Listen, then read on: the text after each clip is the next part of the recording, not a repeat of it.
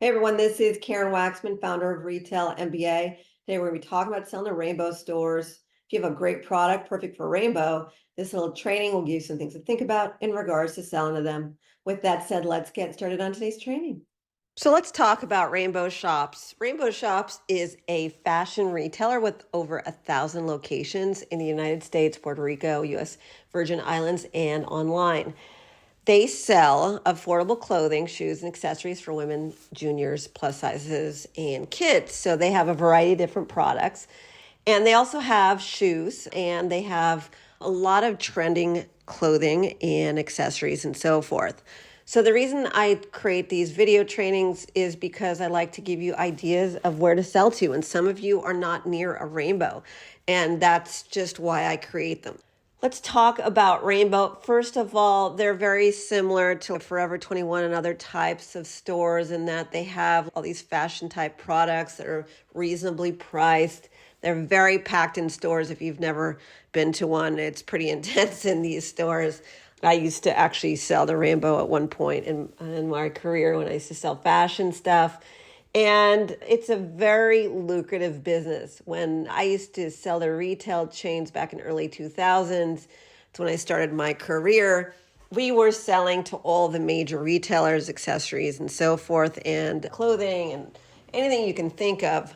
And I was in New York, and so we would meet the buyers on a regular basis back at Rainbow. And really, that was one of those retailers that everybody wanted to sell to because they buy a lot and they have huge pins are basically a way for you to buy. Like a buyer can come in and actually write millions of dollars worth of orders very easily. They are a very tremendously underrated retailer that a lot of people don't think about. I have fond memories of Rainbow because I was just surprised at how much they purchased. And so I like to share that in these little videos whenever I throw stuff like that in. Anyways, so with that said, if you have a product that's mass produced, this could be a great retailer for you. There's a couple ways to go after them. One way is to sell your branded products to them. Most of the time, they'll probably be very interested in company-owned products, which means private label and so forth, especially accessories and all these things. A lot of times, it's not really your labeling on the product if you sell to them in that way. And that's pretty common with a lot of the other fashion retailers that are affordably priced. So you're going to have to make business decisions based on how you want to sell to them. Do you want to sell your branded product directly to them? Do you need your name on the product? Or if you are not really caring, there's a separate buyer who buys products like that in regards to branded products. I'm sorry, the alternative, which is non-branded products. In other words, you can sell to them under their brand name. And so if that's the case, then you just have to know that people won't know who you are and they're just buying volumes of your product under the Rainbow brand. So with that said, you have to just choose, do you want to sell private label or not? If it's really against your will, don't do this type of retailer. A lot of times that's a big part of what they do. If you have like fashion full size stuff, it's a good store for that in terms of a lot of stuff related to larger sizes for women, not necessarily for everything, but it's definitely something to consider. But a lot of people don't even think about selling kids products to them as well. So anyways, in general, if they are in the United States and Puerto Rico and so forth, it means that what they buy is seasonal as well. So certain regions that they're working in also have warm weathered areas versus not so warm.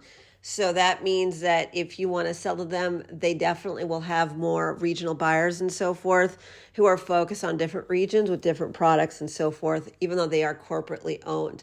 So they're going to basically be picking products based on what's correct for that certain region. And the reason I say that is because of Puerto Rico and so forth, warmer climates require different types of clothing.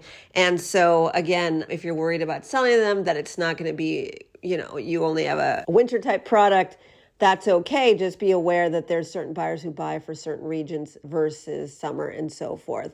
And that's pretty common amongst other retailers that sell with that many stores. It's a lot of store locations. Anyways, those are a few things to consider in regards to selling a Rainbow.